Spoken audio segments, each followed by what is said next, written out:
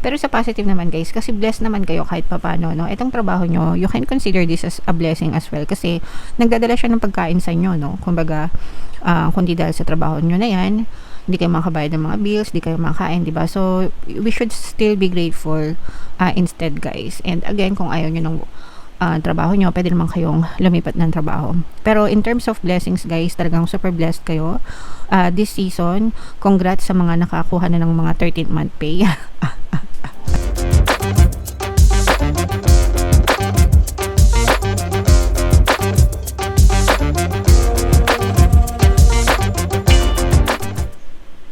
Hello guys, hello Capricorn, welcome back to Pinay Pixie Tarot.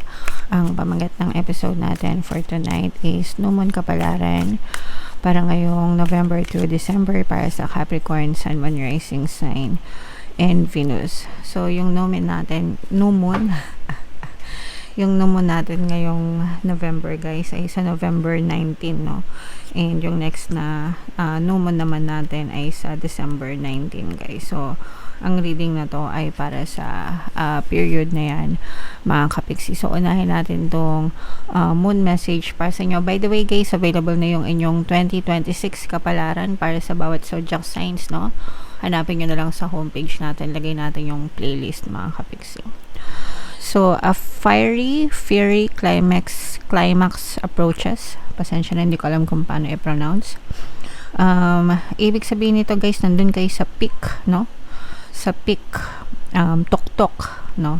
Nasa tuktok kayo, kung ano man yung pinagdadaanan nyo sitwasyon ngayon, mga kapiksi. So, pwedeng nasa tuktok kayo ng tagumpay, nasa tuktok kayo ng kaligayahan, kasiyahan, or papunta kayo dun sa ganong klaseng sitwasyon. So, samantalahin nyo yan kasi ibig sabihin malakas yung energy level nyo mga kapiksi. So, this is the right time for you to manifest good things in your life kasi mataas yung energy level nyo, guys. Okay? Attune to the moon, be nice, be kind, smile, and be polite as you navigate to where you want to be. So, kailangan, ibig sabihin dito guys, panatilihin natin yung pagiging mabait, pagkakaroon ng mabuting puso, mga kapiksi, hindi lang sa sarili natin, but with people surrounding us, no? Lalo na kung you are trying to achieve your goals or you're trying to achieve your dreams, sa tulong ng ibang tao guys kasi we must admit, no, hindi lang naman yan nakasalalay sa atin yung tagumpay natin, although syempre parang sabihin natin 90% galing sa atin pero 10% galing pa rin sa mga tao na nakapaligid sa atin na nagiging kasangkapan para matupad yung mga pangarap natin sa buhay, or kahit anong percentage pa yan mga kapiksi. So make sure na always be kind sa ibang tao guys, no? Always choose kindness guys. So additional meanings nitong card na to guys, being assertive is good, just don't ride roughshod over anyone. Ibig sabihin ng assertive guys, yung nagkukusa, palaban, punong-puno ng energy, initiatives guys. So maganda yan para talagang, ibig sabihin talagang agresibo, or hindi naman sa agresibo, hindi agresibo yung right term, pero talagang taking chances, no? Basta wag lang kayong mandalaman ng kapwa nyo, wag kayong manggagamit, wag kayong manlalamang, mga kapiksi. Okay? So, kumbaga, don't harm anybody else just for the sake of achieving your dreams, guys. If you are in a tense situation, meditate your way to peace. May mga times na hindi maganda yung pinagdadaanan natin. So, meditate lang mga kapiksi. Kalma-kalma, medyo layo-layo ng konti, di ba? Withdraw and magpakalma kayo, guys. Okay? Meron tayong Tagalog guided meditation dito sa channel natin, no? So mga gustong kumalma para mawala ang stress and anxiety nyo. So hanapin nyo lang, nandyan lang yan sa homepage natin, guys. Don't be a baby, okay? Ibig sabihin, wag kayong masyadong pabebe, wag kayong masyadong iyakin, wag kayong masyadong matatampuhin. Alam nyo yun, especially if you're growing old, habang tumatanda kayo, dapat nagmamature na rin kayo. Iwasan nyo yung pagrereklamo, guys, no? And you need to have more fun. Baka masyado na kayo seryoso sa buhay nyo, nagiging KJ na kayo, guys. So, kailangan din natin magsaya paminsan-minsan, mga kapiksi, okay? So, yan yung mga moon message for you guys. Comment down below if naintindihan nyo yung mga mensahe sa inyo. So, shuffle natin to guys. Hanapin natin yung energy ng moon at saka yung energy ng Capricorn. Habang sinashuffle ko to guys, panoorin nyo muna yung video natin regarding sa ating paano mag-manifest ng abundance video course. Kapiksi, sawa ka na ba sa mga struggles at hirap sa buhay mo? Masipag ka ba at masikap sa buhay ngunit hindi ka pa rin umaasenso? Ilang beses ka na bang nag-attempt mag-negosyo at mag-invest pero palagi ka pa rin nalulugi?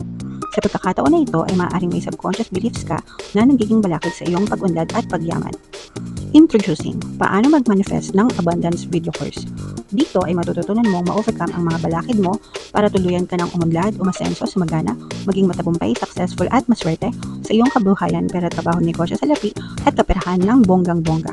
Dali, mag-send na ng email sa pinoypixie@gmail.com at simulan na ang iyong pagyaman ngayon. Alright, so sa lahat ng gusto mag-avail ng course guys ng flash sa screen nyo, una meron tayong paano mag-manifest ng abundance video course, paano mawala ang third party at magkaroon ng harmonious na relationship, paano pabalikin si ex or vice breakup. Sa mga interesado guys, mag-send lang kayo ng email sa pinoypixie@gmail.com. And sa mga naghahanap ng pampaswerte na lucky charms or lucky bracelet guys, aventuring tsaka citrin yung recommended ko, may makikita kayong mga links sa description box guys. So, Capricorn kayo ay represent ng King of Pentacles. Ito yung ating moon energy guys. Latag natin yung spread nyo. Available na guys yung inyong 2026 kapalaran ha. Punta na kayo sa homepage natin, mga kapiksi. So, this is both negative and positive, mga kapiksi. Dun sa negative guys, no, nararamdaman natin na may mga stress na pinagdadaanan kayo pagdating sa, this is more on trabaho. Pwedeng may mga stress kayo. Ito guys, pwedeng stress kayo sa work nyo kasi masyado kayo maraming workload. Baka mahirap yung trabaho nyo guys. Marami kayong workload at the same time marami rin kayong responsibilities, obligation sa buhay nyo, lalo na guys kung breadwinner kayo or marami kayong mga binabayaran, mga utilities, ganyan, mga binabayaran, utility bills, tapos yung mga araw-araw na obligasyon like pagkain,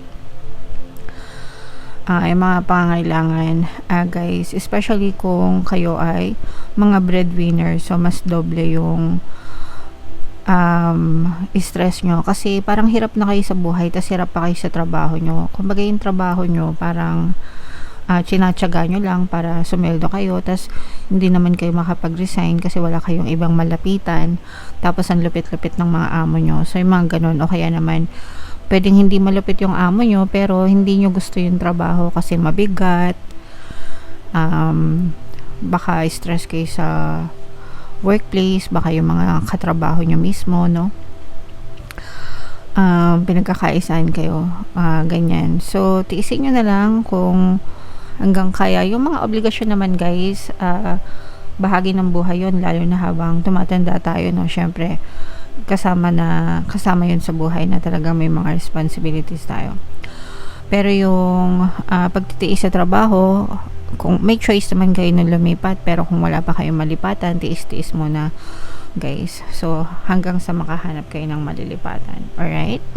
Okay, so yun nararamdaman natin sa negative, yung medyo stress kayo.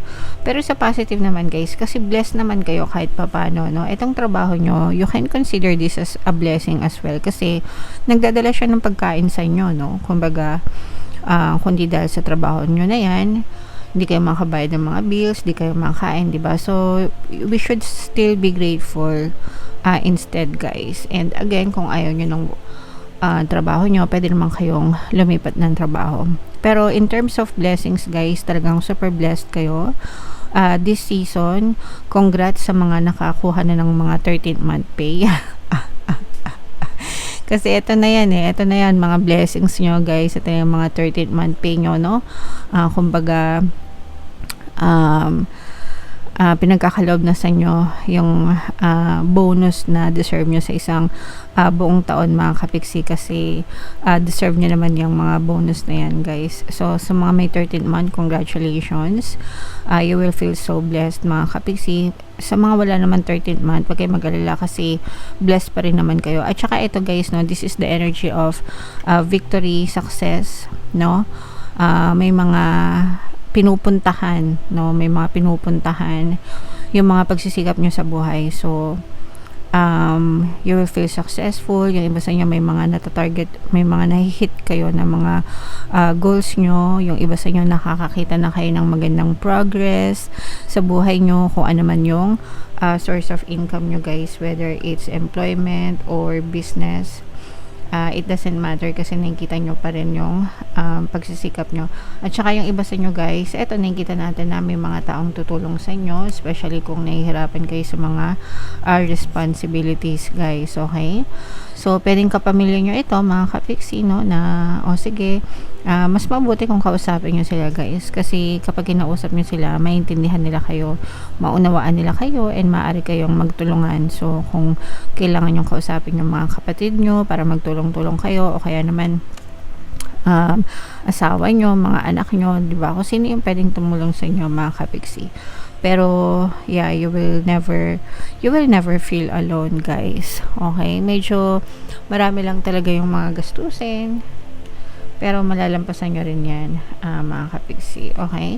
So ito guys, i-mind mo nyo itong mga blessings na to, mga bonus na yan, itong mga success, tagumpay. Yan yung mga i-mind nyo sa comment section. Yung iba sa inyo guys, maaaring may magandang pag-unlad, no, na nakaabang sa inyo mga kapiksi. Ito guys, na meron kayong mga kailangan isakripisyo para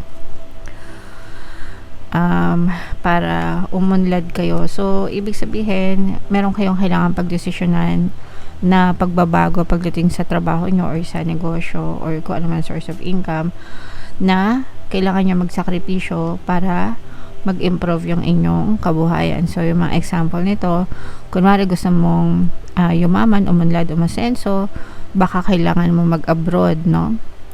Pero syempre pag nag-abroad ka, sacrifice yun kasi malalayo ka sa pamilya mo. O kaya naman, kailangan mo lumipat ng trabaho, kahit hindi abroad, aalis ka doon sa trabaho mo, sakripisyo yun. Pwedeng sakripisyo yun kasi baka mas malayo yung next na papasukan mo, mas malayo yung travel time, mas mahaba, yung mga ganon.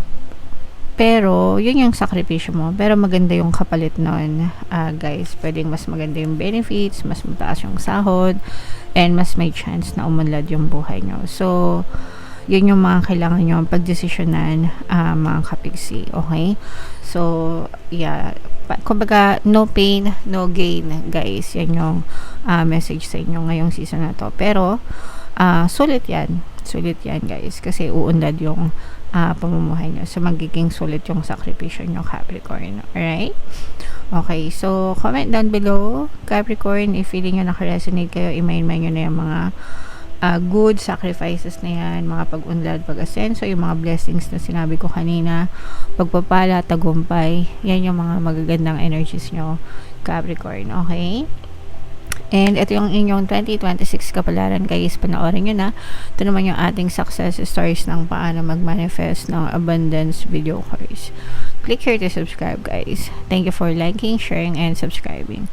See you next time. I love you all. Have a nice day. Bye-bye.